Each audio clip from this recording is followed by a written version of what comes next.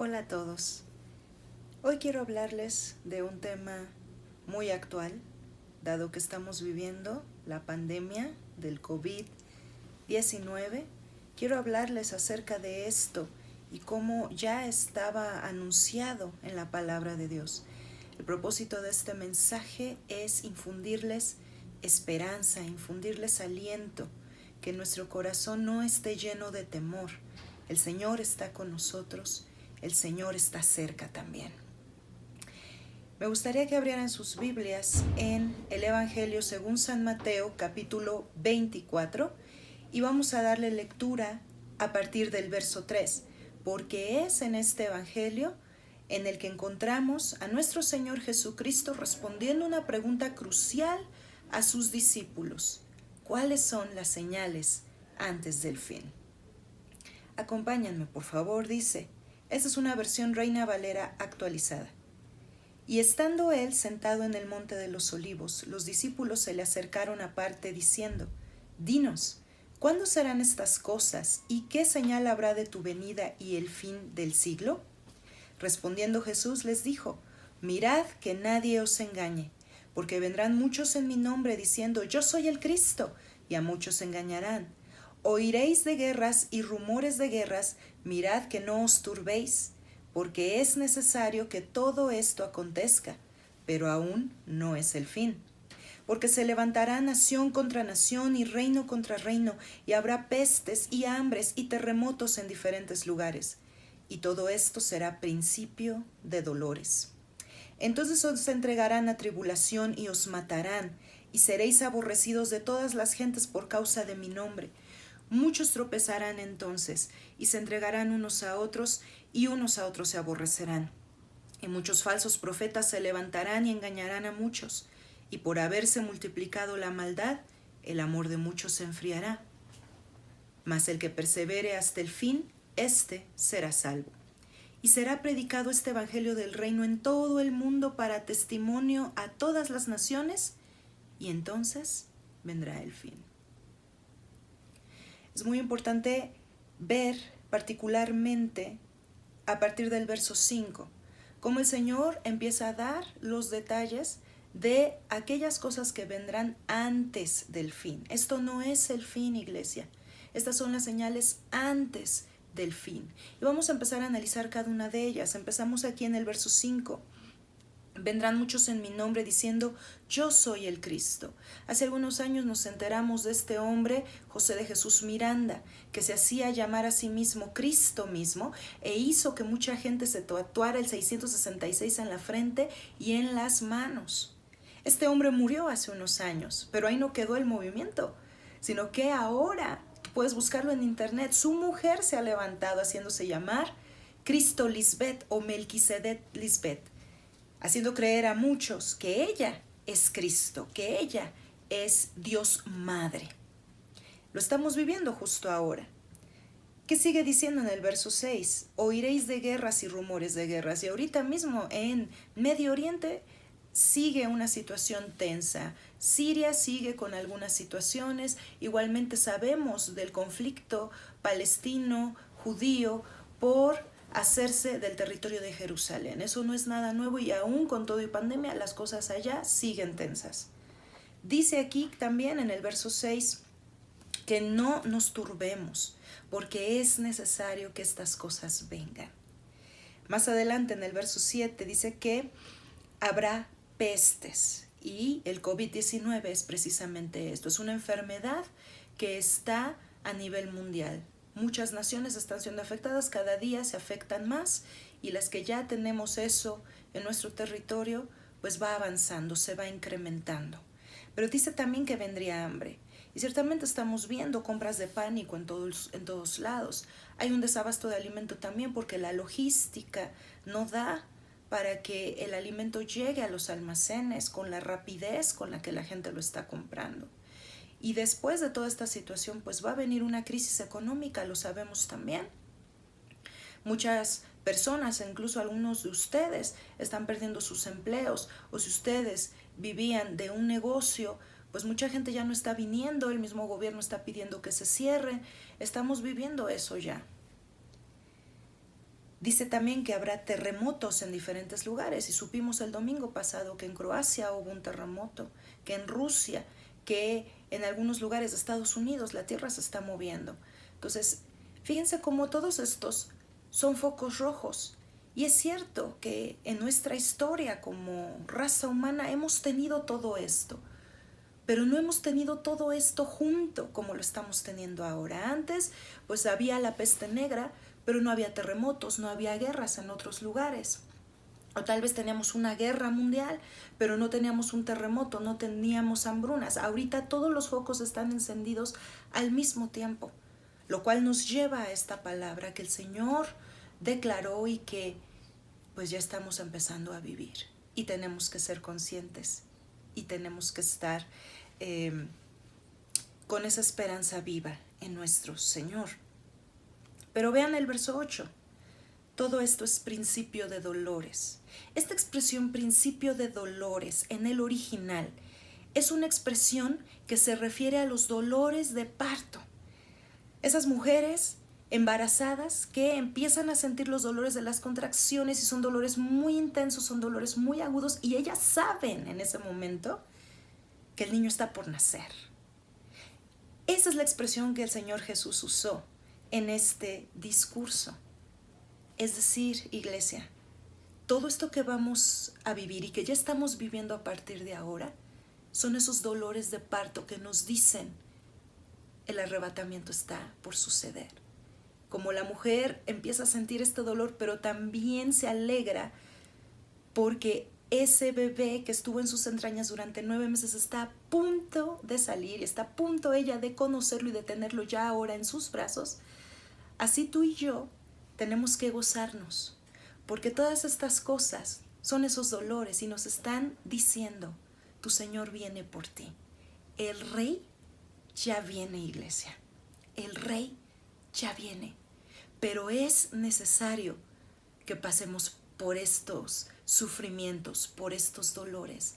La mujer no tendrá a su bebé si antes no tiene estos dolores, pero tiene gozo en medio de la adversidad. Así tú y yo tenemos que aprender esa misma lección, que ciertamente nos duele, que ciertamente la economía está empezando a tambalearse, pero es necesario que todo esto venga para que se cumpla la palabra del Señor. Ahora, yo veo aquí, entre el verso 8 y el verso 9, que aunque en este discurso el Señor Jesús no lo declara, tenemos otras porciones de la palabra que sí nos llevan a pensar en el arrebatamiento y a ubicarlo en la cronología que nos da el Señor Jesús aquí, a ubicarlo entre este verso 8 y este verso 9, porque fíjate, ya a partir del verso 9 nos empieza a hablar de una tribulación. En algunos escritos de Pablo, así como en el Apocalipsis, se nos habla de una gran tribulación. Un momento en la historia de la humanidad en que todo va a estar mal, en que todo va a estar en un caos. Un momento propicio para que el anticristo se levante y establezca la paz y establezca la bonanza y entonces todo el mundo diga, oh sí, Él es el grande, vamos a seguirlo. Y Él puede establecer su dominio mundial y después, como lo mismo declara Apocalipsis, se quita la careta y pida y exija la adoración de todos. En un tiempo de maldad extrema como en ninguna otra época de nuestra historia se ha vivido. ¿Qué va a pasar después de toda esta pandemia? A nivel económico va a haber un caos. Ese caos es necesario para que se cumpla la palabra. Pero nosotros leemos en Pablo que antes de que ese caos venga, el Señor va a arrebatar a su iglesia, el Señor se la va a llevar. Y en Apocalipsis nos habla acerca de un tiempo llamado las bodas del Cordero. Que toda esta gente que sea arrebatada, todos estos verdaderos creyentes que el Señor va a llamar así, pues van a estarse gozando con Él en la eternidad.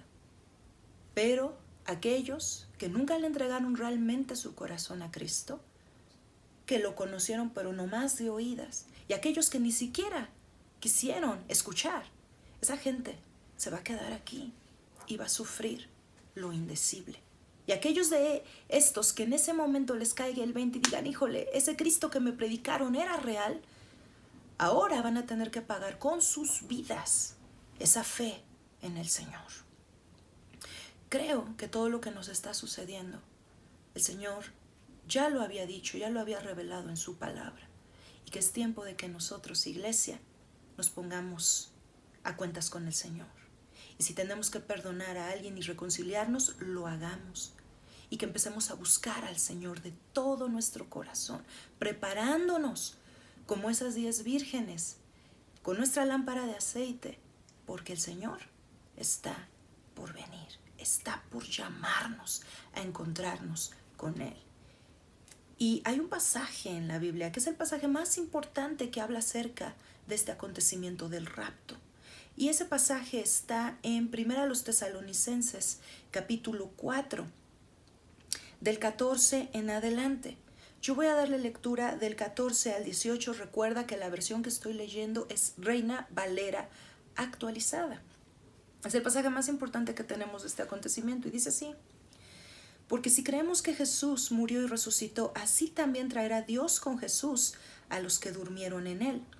Por lo cual os decimos esto en palabra del Señor, que nosotros que vivimos, que habremos quedado hasta la venida del Señor, no precederemos a los que durmieron. Porque el Señor mismo, con voz de mando, con voz de arcángel y con trompeta de Dios, descenderá del cielo. Y los muertos en Cristo resucitarán primero. Luego nosotros, los que vivimos, los que hayamos quedado, seremos arrebatados juntamente con ellos en las nubes para recibir al Señor en el aire. Y así estaremos siempre con el Señor. Por tanto, alentaos los unos a los otros con estas palabras. Una vez más, estas palabras son de aliento, son de esperanza y son de paz. El cristiano verdadero no debe tener temor en su corazón por lo que está viviendo. Al contrario, la palabra se está cumpliendo. Y estamos por encontrarnos con el Señor, dice este pasaje, en el aire.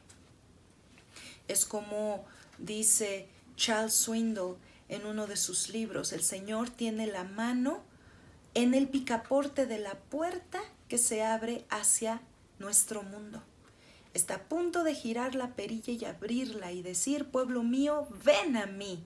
Y cuando Él lo haga, millones en todo el mundo desapareceremos para encontrarnos con el Señor en el aire. Puede que estés viendo este video en este momento y que el Señor nos llame. Y dejarás de ver mi rostro en la pantalla de tu celular o de tu computador para ver el rostro de tu Señor. Estas son las señales y lo estamos viviendo ya. Iglesia, tienes que ser consciente de eso, gozarte y prepararte, porque el Señor en cualquier momento nos estará llamando hacia Él. Hay una advertencia muy importante aquí mismo en 1 Tesalonicenses, pero en el capítulo 5, verso 6. Por tanto, no durmamos como los demás, sino velemos y seamos sobrios. Este no es un tiempo para estar jugando videojuegos todo el día. Este no es un tiempo para estar viendo la televisión. Este es un tiempo en que el Señor nos mantiene en casa para estar en comunión con Él, para estar con nuestra familia adorándole, leyendo su palabra, en tiempos de oración, de intimidad. Si aún como familia entre ustedes hay disensiones, hay rencores, este es el tiempo en el que el Señor nos tiene en casa para poder hablar esas cosas, para poder reconciliarnos y estar en paz. Este es un mensaje, iglesia, en el que yo te urjo a que tú estés bien con el Señor, a que tú estés bien con los que te rodean. Si tienes que hablarle por teléfono a alguien para ponerte a cuentas, hazlo. Este es el momento. El Señor nos va a llamar para sí. Y qué triste y qué horrible cosa va a ser que nos quedemos, porque no nos pusimos a cuentas, porque dormimos y no nos levantamos y no nos pusimos a hacer lo que teníamos que hacer. Creo que ese es el tiempo, amada iglesia. Y creo también que es un tiempo en el que tenemos que aprender a orar por lo que es correcto. No es correcto estar orándole al Señor para que quite la pandemia, porque es como pedirle al Señor que se desdiga de su palabra. Ya te lo dije al principio, estas cosas tienen que pasar. Tenemos que sufrir estos dolores, porque así lo dijo el Señor. Son dolores de parto. Nuestra esperanza está por cumplirse. Y vamos a continuar leyendo este pasaje en Mateo 24. Vamos a seguir leyendo acerca de esa segunda parte en la que se nos habla de esa tribulación. Tribulación que en Apocalipsis vemos van a sufrir aquellos que no se vayan con el Señor en el rapto. Dice aquí, a partir del versículo 9, os entregarán a tribulación y os matarán, y seréis aborrecidos de todas las gentes por causa de mi nombre. Muchos tropezarán entonces y se entregarán unos a otros y unos a otros se aborrecerán. Muchos falsos profetas se levantarán y engañarán a muchos, y por haberse multiplicado la maldad, el amor de muchos se enfriará. Mas el que persevere hasta el fin, éste será salvo. Y será predicado el evangelio del reino en todo el mundo para testimonio a las naciones, y entonces vendrá el fin. Será predicado el evangelio a todo el mundo, pero antes de la predicación de ese evangelio tiene que venir una persecución sin precedentes. Y en la historia del cristianismo nosotros vemos cómo cada vez que había persecución, los cristianos iban a dar a lugares que jamás hubieran pisado de otra manera. Y estando en esos lugares ellos compartían su fe y otros eran alcanzados antes del fin. Porque dice aquí que después de esto vendrá el fin. Entonces antes del fin tendrá que venir una persecución sin precedentes. Una persecución que va a llevar a los cristianos de ese momento en la historia a compartir su fe. Y cuando esto haya sucedido y todas las naciones tengan la palabra, hayan escuchado la verdad de que Jesucristo vino a entregarse por ellos para que no conozcan la condenación eterna, entonces vendrá el fin. ¿Y cuál es ese fin? Vamos, verso 15. Por tanto, cuando veáis en el lugar santo la abominación desoladora de que habló el profeta Daniel, el que le entienda, entonces los que estén en Judea huyan a los montes, el que esté en la azotea no descienda para tomar algo de su casa, y el que esté en el campo no vuelva atrás para tomar su capa.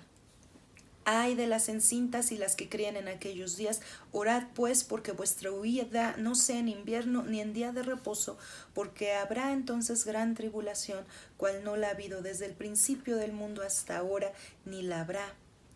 Y si aquellos días no fuesen acortados, nadie sería salvo, mas por causa de los escogidos aquellos días serán acortados. Entonces si alguno os dijere, mirad, aquí está el Cristo, o mirad, está allá, no le creáis, porque se levantarán falsos cristos y falsos profetas, y harán grandes señales y prodigios, de tal manera que si pudieren engañarán aún a los escogidos. Así que si os dijeren, mirad, está en el desierto, no salgáis, o mirad, está en los aposentos, no lo creáis, porque como el relámpago que sale del oriente y se muestra hasta el occidente, así también será la venida del Hijo del Hombre. Porque donde quiera que estuviera el cuerpo muerto, allí se juntarán las águilas. Y continúa hablándonos de ese momento en el que el Señor Jesús se va a dejar ver a toda la humanidad. Él vendrá en las nubes, acompañado de sus santos ángeles y de aquellos que hayan sido arrebatados por Él. No debemos confundir entonces el rapto con la segunda venida. En el rapto, el Señor Jesús llama para sí a los que son suyos y se encontrará con ellos en el aire. Pero en la segunda venida, Él va a descender a la tierra y todo ojo le verá. Son cosas muy diferentes. Y a partir de ese momento en el que Él venga y pose sus pies en esta tierra, comenzará su reinado milenial, como lo declara Apocalipsis. Pondrá todas las cosas en orden. Y esa justicia que siempre hemos estado anhelando en nuestros gobernantes y que jamás tendremos porque son seres humanos erráticos, por fin la conoceremos en el Señor. Así que, amada Iglesia, tengamos paz, tengamos esperanza y estemos en una constante y profunda comunión con nuestro Señor en estos días. Creo que el que se nos haya privado de la oportunidad de reunirnos no debe desanimarnos, sino debe de llevarnos a valorar los momentos en los que podíamos ir con libertad a la iglesia y no podíamos hacerlo. Gracias a Dios este no es un momento de persecución, simplemente las autoridades están guardándonos de la enfermedad y de la muerte y tenemos que atender, tenemos que obedecer porque eso adora al Señor. Pero también creo que es un tiempo en el que tenemos que buscarle más, un tiempo en el que le tenemos que mostrar cuánto le amamos y que somos dignos de confianza delante de Él. Así que, amada Iglesia, yo te animo a que tú lo hagas y a que dejes que el Espíritu Santo ponga en tu interior esa paz, ese gozo y esa esperanza renovada, porque el Señor está a las puertas. Permíteme hacer una oración para concluir este tiempo y para bendecirte también. Amado Padre, te agradezco infinitamente por este tiempo en que podemos reflexionar acerca de tu palabra. No somos como aquellos que no tienen esperanza, la tenemos en ti, Señor. Y tú estás más cerca que nunca. Me gozo de saber que esta generación es la generación que tú vas a arrebatar. Y lo sé por todas las señales que estamos viendo a nuestro alrededor. Gracias, Señor. Gracias porque nos permitirás ese enorme gozo. Pero yo te ruego que aquellos que han escuchado este mensaje, Señor, sean fortalecidos y que tu Espíritu Santo nos lleve a tener esa conciencia de que estamos en los dolores de parto y de buscarte con mucho más anhelo, con mucho más fervor. Por favor, Padre, que tu iglesia en México se caracterice por ser una iglesia obediente a las autoridades. Que ninguno de mis hermanos pase por alto las advertencias del gobierno federal y que todos nos mantengamos en casa. Gracias, Padre, porque a través de esto te adoramos, porque a través de esto somos testimonio a otros y porque en estos momentos de estar en casa podemos hacer muchas cosas para la gloria de tu nombre. Permítenos como familias reconciliarnos. Permítenos, Señor, como familias, tener tiempos de oración, tiempos de meditación de tu palabra y tiempos también en que podamos cantarte y expresarte a través de la música nuestro amor, nuestra gratitud. Señor, que tu Espíritu Santo nos llene de longanimidad para seguir adelante en estos tiempos de pandemia. Bendice a nuestras autoridades, Señor, y que, Padre, sean guiadas por ti en todo lo que sea necesario para que la ciudadanía esté bien, esté de lo mejor posible. Gracias, Señor, por estos momentos y por esta tecnología que podemos emplear para comunicarnos. En el nombre de Cristo Jesús. Amén. Que el Señor te bendiga, Iglesia.